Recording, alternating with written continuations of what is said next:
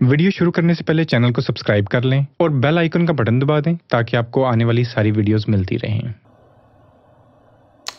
अस्सलाम वालेकुम, मेरा नाम अरसलान खान है।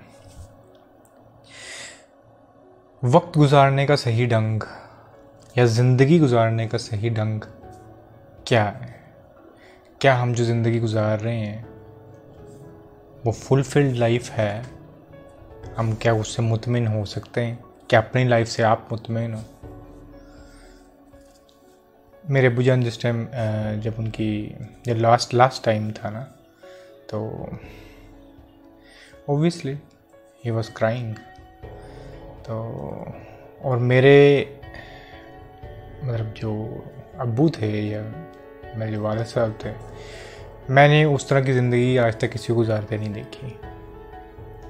उन्होंने भरपूर ज़िंदगी गुजारी थी। लिटरली, एक होता है ना सिर्फ कहना, एक होता है कि मैंने उनको देखा है एक भरपूर ज़िंदगी गुजारते हुए। वो इंटेलेक्चुअली भरपूर ज़िंदगी हो या वैसे ही उनका वो एक होता है ना, लोग जो मतलब उनके पास अगर फाइनेंशियली देखूं जो आता था सब लगा लेते थे, ठीक है। मतलब उनके अंदर कोई, जब उनकी डेथ हुई तो बैंक बैलेंस नील, कुछ भी नहीं था।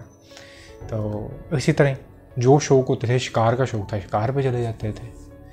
तो इसी तरह जिससे मिलने का शौक था, जो इंटेलेक्चुअली लोग इंस्पायर्ड करते थे, फिर नावल का शौक था, नावल लिखे, अफसाने लिखे। तो साइकोलॉजी के ऊपर ग्रिप थी, तो कहते हैं कॉलेजेस में जाके, यूनिवर्सिटीज़ में उन्होंने लेक्चर्स देते थे वो वीकली। तो जो उनके दिमाग में होता था उसको वो भरपूर तरीके से फिर करते थे। तो उनके लास्ट वर्ड जो मुझे याद है, उन्होंने कहा कि मुझे काकू बुलाते थे, कहते काकू। मैंने ही वॉज जस्ट 49 जिस टाइम उनकी डेथ हुई है। 49 उनकी एज थी। तो उन्होंने कहा मैंने एक बड़ी ज़बरदस्त ज़िंदगी गुजारी है। तो मैंने कहा बुझी फिर आप रो क्यों रहे हो, आप दुखी क्यों, अगर आपने एक भरपूर ज़िंदगी गुजारी? वो ज़िंदगी को सोच के नहीं, मैं आई हैव हैड इनफ, शायद आगे कुछ खास करने को था भी नहीं। तो हाँ, ये था कि कई अफसाने थे जो अधूरे रह गए थे। और मेरा बड़ा भाई अक्सर उनको होता है कि मैं उनको या तो मुकम्मल करूँ या कुछ करें उसका।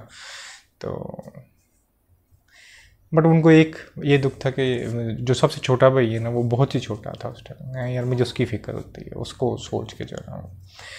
तो बट एक चीज़ थी कि वो अपनी लाइफ को लेके बड़े फुलफिल्ड थे। वो कहते थे ना मुझे कोई मतलब मौत से कोई डर आ रहा है, हालांकि बिल्कुल उनको पता था कि खत्म ना उससे कोई डर आ रहा है, और ना मुझे कुछ ये चीज़ का कि मेरी कोई लाइफ में होता है ना, कोई मेरी ज़ात से रिलेटेड तमन्ना पूरी नहीं हो सके भरपूर। हाँ, ये है कि मुझे छोटे मानी का ख्याल आता है, मानी बहुत छोटा है अभी।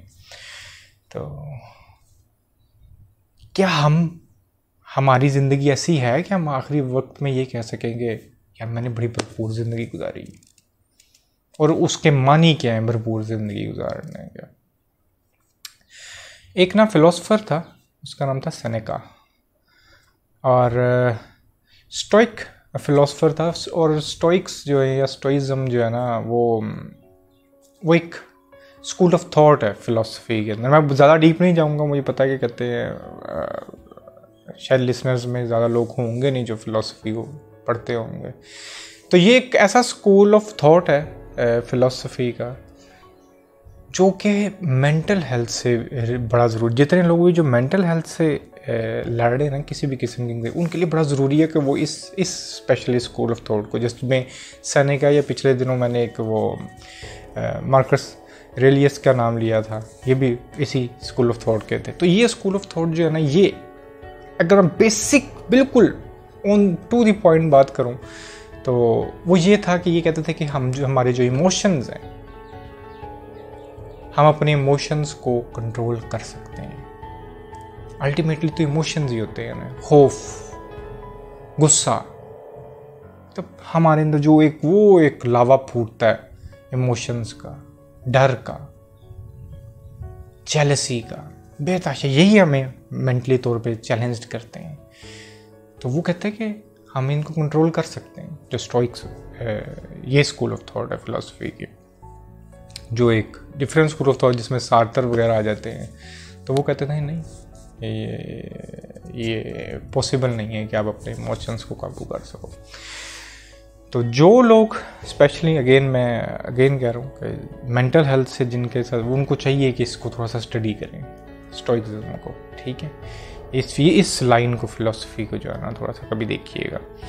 तो वो एक बात करता था, पॉइंट पे वापस आता हूँ, कि जो वक्त है ना, time is like a money, ठीक है। मतलब ये हमने तो बकवास कर दी ना कि टाइम इज मनी, वो तो बकवास है। उसने कहा time is like a money, अगर आप उसको प्रॉपरली इन्वेस्ट करते हो, ठीक है, तब तो ठीक है, वो फलेगा और उगेगा, ग्रो करेगा। और अगर आप उसको पुअरली इन्वेस्ट कर देते हो, वो ज़ाया कर दोगे आप। तो अब हमसे, मतलब उससे यही सवाल आता है कि कहते हैं अच्छा फिर टाइम के अंदर क्या बेहतर इन्वेस्टमेंट है कि जिसको हम कहेंगे हाँ यार ये मैंने किया तो ये एक बेहतर, मैंने अपनी ज़िंदगी गुजार ली है, ये एक बेहतर टाइम गुजार लिया। तो वहाँ पर एक एग्जांपल देते हैं कि जिस तरह एक नदी है, ठीक है, या आप कह लो एक समुंदर है, बहता हुआ पानी है, हमारी लाइफ बिल्कुल उसी तरह ही होती है, वो कहीं रुक नहीं रही होती है, ठीक है, चलता जा रहा है, बीच में कई जगह दुख आ रहे हैं, कुछ आ रहा है, मैं तो ब्रेक नहीं लग रही, मेरी लाइफ फिर भी चलती जा रही है, मैं पानी के उस बहाव की तरह बस जाता जाऊँ। टेक टाइम, मतलब इसको जो टाइम है ना, इसको एक स्ट्रीम की तरह लें आप, एक फ्लोइंग वाटर की तरह, बस जाता जा रहा है। कोई अच्छी चीज़ भी आ रही है बट वो उसने बस गुजरने वाला काम है, रुक नहीं रहे आप। किसी को नहीं पता कि उस स्ट्रीम ने किधर जाके ख़त्म हो जाना है, यानी कि हमारी जो ज़िंदगी है उसने कब ख़त्म हो जाना है। अब उस फ्लो के अंदर सेनेका के नज़दीक जिस जगह पे हम हैं, जिस पॉइंट पे हम हैं, अगर तो हम उसको पूरी तरह से, उस टाइम को एक प्रॉपर, मतलब जैसे ना एक कप के अंदर पानी को भर के भी मेमोरी क्रिएट कर लेते हैं, क्योंकि ultimately life is about memories. अब मेमोरीज क्रिएट करते हो, गुड मेमोरीज होती हैं, बैड मेमोरीज होती हैं। तो अब हम मेमोरीज क्रिएट किस तरह कर सकते हैं? इस लम्हे के अंदर, इस प्रेजेंट मोमेंट के अंदर अगर मैं बैठ के पुरानी किसी चीज़ का मातम कर रहा हूं, तो मैं अभी क्या कर रहा हूं? मैं एक फजूल किस्म की मेमोरी बना रहा हूं, या मैं आगे को लेके वरीड हो रहा हूं।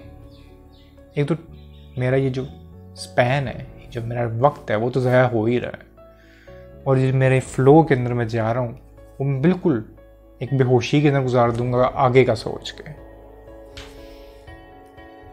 तो इसको मैंने ज़ाया कर दिया, कोई मेमोरी क्रिएट नहीं की। इनफैक्ट मैंने क्या चीज़ें इकट्ठी कर ली? एंजाइटीज, ठीक है, डिप्रेशंस। सो राइट वे ये है कि इस वक्त को आपने देखना है कि मैंने इसके अंदर मेमोरी क्रिएट करनी है। मैं बहुत इजी तरीन वे के अंदर मतलब समझाने की कोशिश कर रहा हूँ, क्योंकि हमेशा मेरा तो एक मोटो रहा है कि हमें इस लम्हे मौजूद में ज़िंदगी गुजारना जो है ना, वो सीखना चाहिए। बट सेनेका इससे आगे एक बात करता है। वो कहता है कि जो प्रॉपर फुलफिल्ड लाइफ है, या प्रॉपर अगर आप कहो कि यार ये वक्त जो मैंने गुजारा है, ये मैंने सही वक्त गुजारा है, वो वही वक्त है जिसमें हम कुछ प्रोडक्टिव करें। प्रोडक्टिव मीन्स उसके नज़दीक हम कुछ फिलोसफिकल करें, हम उस रास्ते पे चलें जो फिलोसफर्स का रास्ता था। फिलोसफी के बारे में हमें बहुत ज़्यादा गलतफहमी है कि फिलोसफर्स शायद बस हवाई बातें करते हैं, ऊन पटांग किस्म की फिलोसफीज मारते हैं। बट ट्रस्ट में, आप जब इसको फिलोसफी को थोड़ा सा पढ़ना शुरू करेंगे आपको पता चलेगा कि दुनिया के सारे सब्जेक्ट्स जो हैं वो बेसिकली फ़िलासफ़ी में आके ही फॉल करते हैं, क्योंकि philosophy is all about looking for the answers about this universe, this existence. हम ये जो पूरी एग्जिस्टेंस है, इसके जो मतलब बुनियादी क्वेश्चंस, हम कहाँ से आए हैं, हम कैसे क्रिएट हुए हैं, पर्पस क्या है इस एग्जिस्टेंस का, इसमें साइंस भी फॉलो करती है, सब कुछ इसके अंदर आता है, इवन की साइकोलॉजी भी इसी के अंदर आती है। तो आप ये मैंने जो स्टोइक्स का आपको मैंने बताया, आप इनको जब पढ़ना शुरू करेंगे आपको ऐसे ही लगेंगे जिस तरह सूफिया के बारे में हम वो देखते हैं ना, उनकी एक बड़ी पर्टिकुलर सी वो लाइन रही है। या दरवेशी को आप देखें, सूफिया छोड़ो एक अलग चीज़ है, मैं बिल्कुल अगर कहूँ कि दरवेश किस्म के लोग थे ये जो स्टोइक्स थे, तो आपको काफ़ी मतलब जो ना रिलेट करते हुए ये लोग नज़र आएंगे उससे। सो पॉइंट ये था उसका कि कहते हैं अगर आप इस एग्जिस्टेंस को जानने में, इसकी डिस्कवरीज में, वो किसी भी किस्म की हो, वो चाहे फिर एक छोटे से पौधे के ऊपर आपने अगर कोई छोटा सा वर्क किया है कि अच्छा मैंने इसको इस तरह किया था, इस तरह किया था, छोटा सा काम किया था, कुछ भी प्रोडक्टिव किया है इस यूनिवर्स को लेके, इसको लेके कुछ सोचा है आपने, कुछ इसके अंदर जो पेचीदगियाँ उसको समझने की कोशिश की है। और मैं इससे सेनेका से बड़ा एग्री करता हूँ, क्योंकि अल्टीमेटली इसी में हमारी एक फुलफिलमेंट होती है। आइंस्टाइन एक बड़ी फुलफिल्ड लाइफ गुजार के गया है, उसने पूरी ज़िंदगी उसको खाने का होश ना होगा। साइंटिस्ट के बारे में हम अक्सर जोक्स भी सुनते हैं ना, उनको बेचारों को पता ही नहीं होता वो कहाँ पे हैं। बड़े बड़े मज़ेदार उनके बारे में जो है ना वो आपको लतीफ़े सुनने को मिलेंगे जो उनकी एक्चुअल लाइफ के अंदर वो करते नहीं।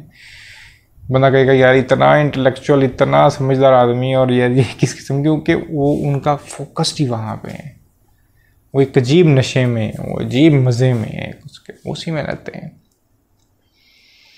तो आप भी अपनी लाइफ के अंदर कुछ ना कुछ ऐसा करना शुरू करें, वो चाहे कोई रूहानी खोज हो, या मैं तो नज़दीक ये मैटर हो या कुछ स्पिरिचुअल हो, दोनों एक ही जगह, क्योंकि सब ही एनर्जी है, ठीक है। तो किसी भी चीज़ के ऊपर काम करें पूरी तरह से फोकस्ड होके, तो वो जो आपका टाइम गुजरेगा ना, वो एक्चुअल लाइफ है। आप एक मेमोरी क्रिएट कर रहे होते हो उसके अंदर, आप मस्त हो रहे होते हो। तो वक्त गुजारने का, ज़िंदगी गुजारने का एक बेहतरीन रास्ता यही है कि बी प्रोडक्टिव, किसी भी सेंस में आपको उसमें एक फुलफिलमेंट मिलना शुरू हो जाएगी। आज का इतने पैगाम था, इंशाल्लाह फिर बात होगी। अल्लाह हाफ़िज़।